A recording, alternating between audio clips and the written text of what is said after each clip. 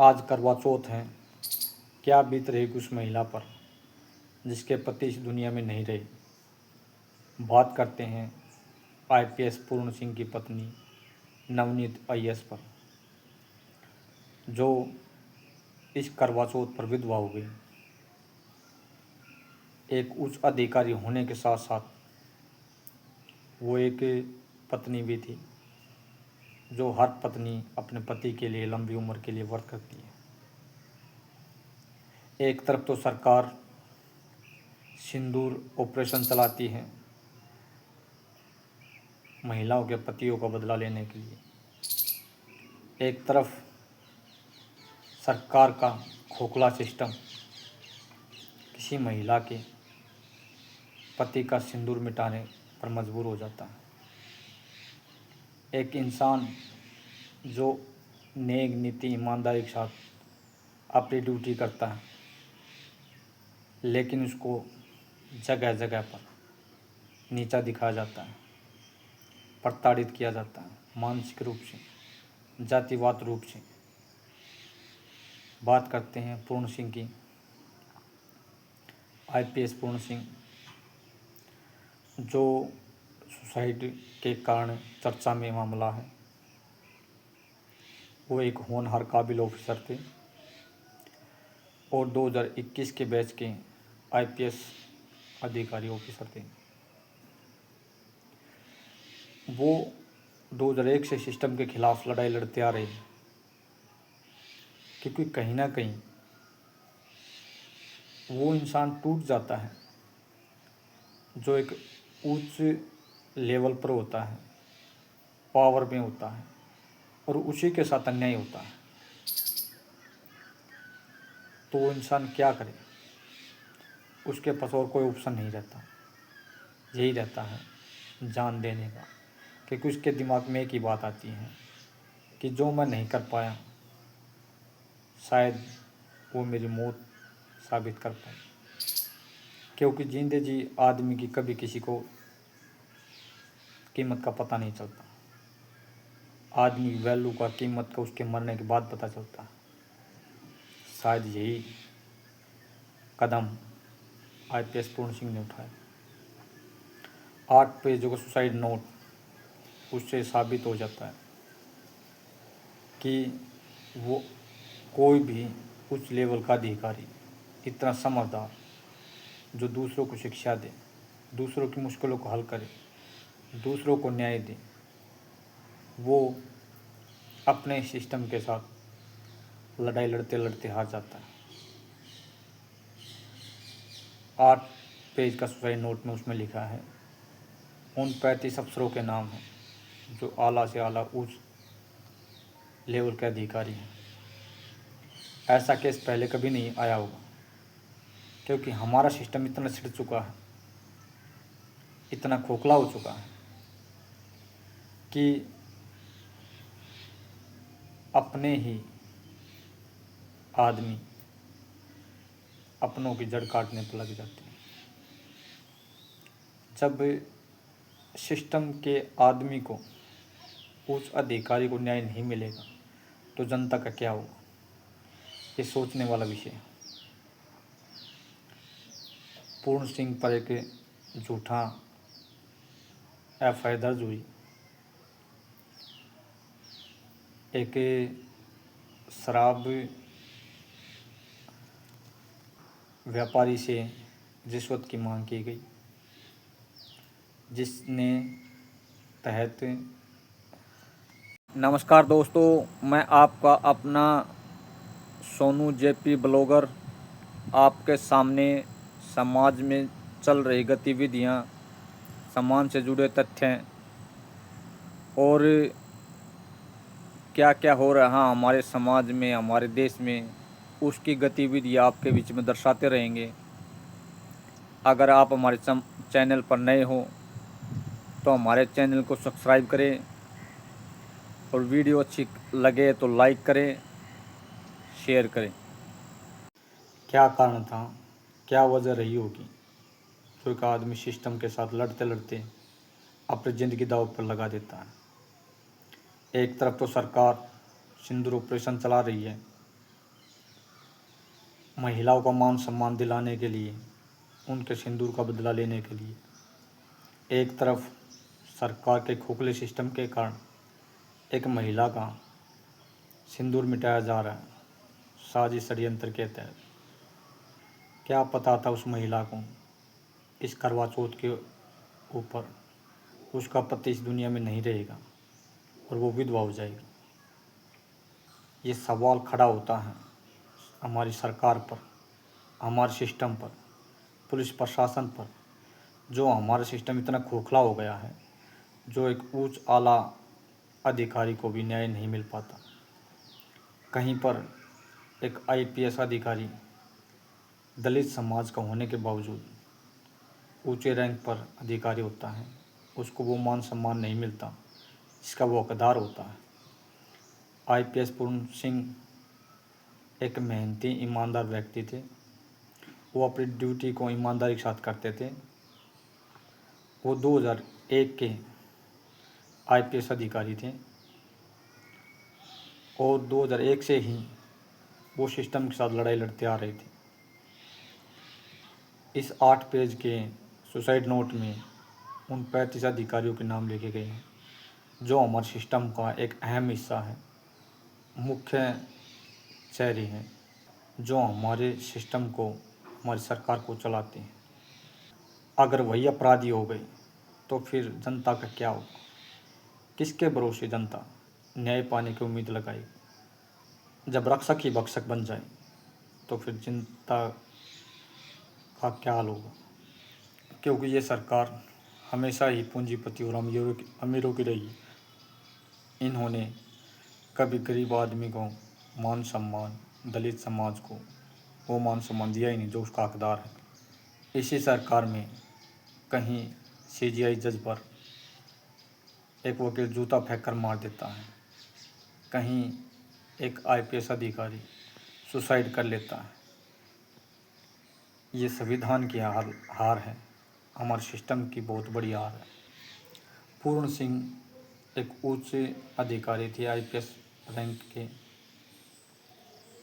वो 2001 से ही सिस्टम के खिलाफ लड़ाई लड़ते आ रहे थे, लेकिन उनको न्याय नहीं मिला। कभी उसको जातिवाद के रूप में प्रताड़ित किया जाता, कभी उच्च अधिकारी टॉर्चर करते, जिसका वो हकदार था वो हक उसको नहीं मिला। इसकी शिकायत उन्होंने बड़े बड़े अधिकारियों को भी की, अपने सीनियर सिटीजन को भी की, अपने सीनियरों को की कि उसकी सुनाई हो, लेकिन नहीं हो पाई। ये मामला बहुत ही संजीदा है क्योंकि आईपीएस पूर्ण सिंह हर चीज़ से वाकिफ़ थे, क्योंकि उस सिस्टम को 2001 से लड़ाई लड़ते आ रहे थे। जब कोई भी आदमी सिस्टम को अच्छी तरह से जानता, पहचानता, परख लेता है और सिस्टम का लड़ाई लड़ते लड़ते उसकी कोई पार नहीं चलती, कोई पार नहीं बसाती, तो वो ये सोचकर खुदकुशी करता है कि जो मैं साबित नहीं कर पाया शायद वो मेरी मौत साबित कर पाए। इसीलिए उन्होंने 8 पेज का सुसाइड नोट लिखा। उसमें उन 35 अधिकारियों के नाम लिखे जो अपने आप में एक सिस्टम है, सिस्टम के उच्च अधिकारी हैं। साथियों, क्राइम करने वाला ही अपराधी नहीं होता है, क्राइम करवाने वाला, उसको उकसाने वाला भी अपराधी होता है। और यही कारण है जिसने पूर्ण सिंह के सुसाइड नोट में आला से आला उच्च अधिकारियों के नाम बताए। ये हार है सिस्टम की, संविधान की, जो एक दलित परिवार के साथ अन्याय होता आ रहा था और वो खुद एक उच्च अधिकारी होने के बावजूद सिस्टम का सामना नहीं कर पाया, क्योंकि वो अपनी लाइफ अपनी पत्नी के साथ भी शेयर करते थे, अपनी बातचीत अपनी पत्नी के साथ बताते थे, जो भी घटनाएं उनके साथ होती थी। उन्होंने बताया किस तरह उनको मंदिर में चढ़ने से रोका गया, किस तरह बड़े दर्जे के जो अधिकारी हैं वो उनको मानसिक रूप से टॉर्चर कर रहे हैं। एक झूठी एफआईआर ने उनको सुसाइड करने पर मजबूर कर दिया, क्योंकि जो आदमी ईमानदारी के साथ अपनी ड्यूटी करना जानता है वो अपनी ड्यूटी करता है और उसके पवित्र कैरियर पर कोई दाग लग जाता है तो इस अपमान को नहीं सहन कर पाता। जब उन्होंने रोहतक के एसपी को एफआईआर की जानकारी लेने के लिए कॉल किया तो उन्होंने फ़ोन नहीं उठाया और उच्च अधिकारी शत्रुजीत कपूर को भी फ़ोन किया तो उन्होंने इस बात को कोई खास तवज्जो नहीं दिया। इस कारण जो उन पर एफआईआर हुई थी उन पर झूठा आरोप लगाया गया था कि 2.5 लाख रुपए की फिरौती उनसे मांगी गई शराब व्यापार करने वाले व्यापारी से। खुदकुशी करने के बाद एकदम शराब व्यापारी का वीडियो भी पब्लिक के सामने आ जाता है, क्योंकि ये मौत एक साजिश षड्यंत्र के द्वारा की गई है ताकि लोगों को पता ना चले, क्योंकि जो सिस्टम में रहता है वो हर चीज़ से वाकिफ़ होता है।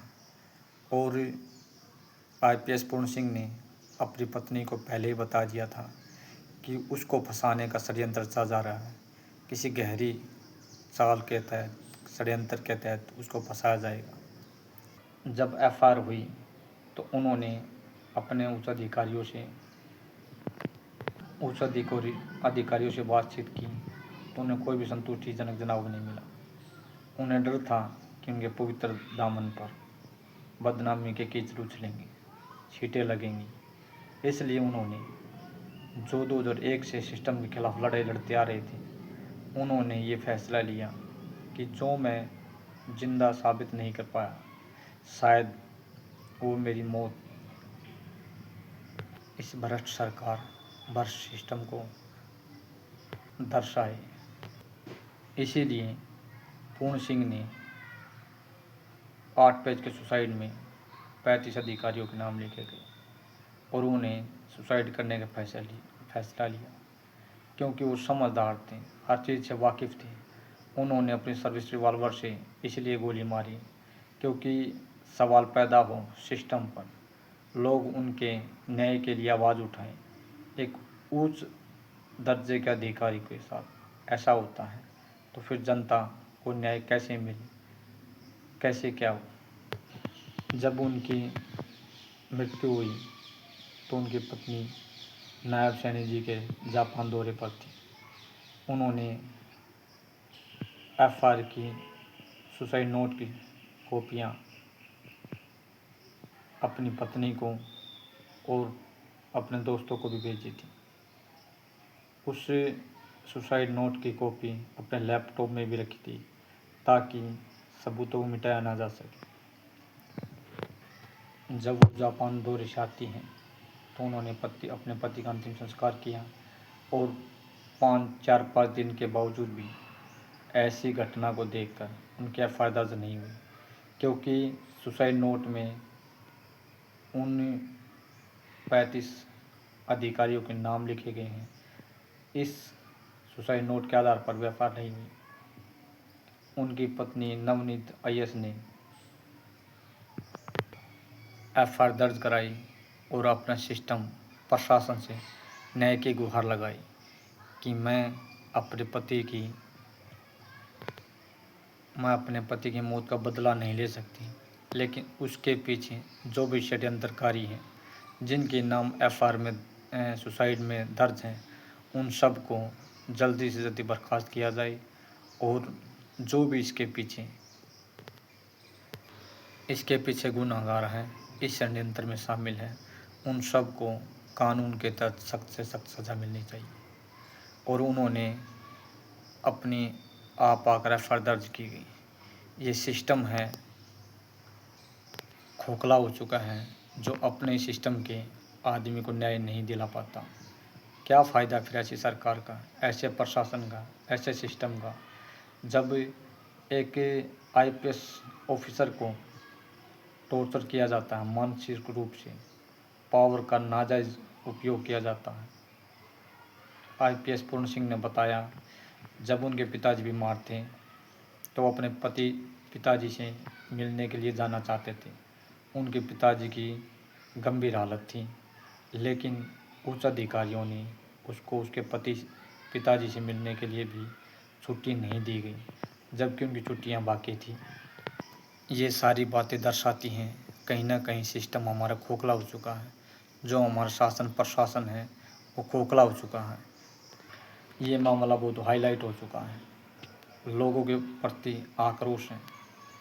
भाई पूर्ण सिंह को न्याय दिलाने के लिए अगर सरकार न्याय नहीं कर पाती, इसके साथ नहीं होता न्याय, तो क्या होगा? बहुत सारे सवाल वाई आईपीएस पूर्ण सिंह की मौत के साथ जुड़े हैं। क्या उनकी आईएएस पत्नी सिस्टम का एक हिस्सा है? क्या सिस्टम से उन्हें न्याय मिल पाएगा? क्या जो सुसाइड नोट में 35 नाम है, क्या उनको सज़ा मिल पाएगी? क्या एक आईपीएस ऑफिसर को इस तरह एससी एक्ट के तहत प्रताड़ित किया जा सकता है? तो आम जनता का क्या हाल होगा? ये केस आईपीएस पूर्ण सिंह का हमारे खोखले सिस्टम को दर्शाता है, क्योंकि सरकार और प्रशासन की तरफ से अभी तक कोई भी संतोषजनक फैसला नहीं लिया जा सका है, ताकि जनता को सांत्वना मिल सके और उनकी पत्नी को दिलासा मिल सके कि हाँ, वाई पूर्ण सिंह के साथ, आईपीएस पूर्ण सिंह के साथ इंसाफ होगा और तहकीकात के अनुसार एक सुरक्षित जांच होगी। क्योंकि ऐसे किस्से फिल्मों में तो बहुत देखने को मिलते हैं, आज आम जिंदगी में भी हो गया। हमें ज़रूरत है अपने समाज को जगाने की, न्याय के लिए आवाज़ उठाने की। क्या आईपीएस पूर्ण सिंह को न्याय मिल पाएगा? क्या सरकार प्रशासन जनता को संतुष्ट कर पाएगी अपने न्याय से? क्यों हमेशा दलितों को ही सूली पर चढ़ाया जाता है किसी न किसी रूप में? बहुत सारे सवाल जुड़े हैं आईपीएस पूर्ण सिंह की सुसाइड नोट के साथ, उनकी मृत्यु के साथ। क्या न्याय मिल पाएगा पूर्ण सिंह को? क्या न्याय दिला पाएगी उनकी आईएएस पत्नी नवनीत? पूर्ण सिंह की पूर्ण अपडेट के साथ, नई अपडेट के साथ जानकारी लेने के लिए आप हमारे चैनल पर बने रहिए। अगली जानकारी हम आपको बीच में जल्दी दर्शाएंगे। अगर आप हमारे चैनल पर नए आए हैं तो हमारे चैनल को लाइक करें, सब्सक्राइब करें और बेल आइकन को ज़रूर दबाएं, ताकि आने वाला नोटिफिकेशन आपको मिल सके। जुड़े रहिए हमारे साथ। मैं आपका अपना सोनू जेपी ब्लॉगर। सभी माता बहनों को, कतवों को, भाई और बहनों को राम राम।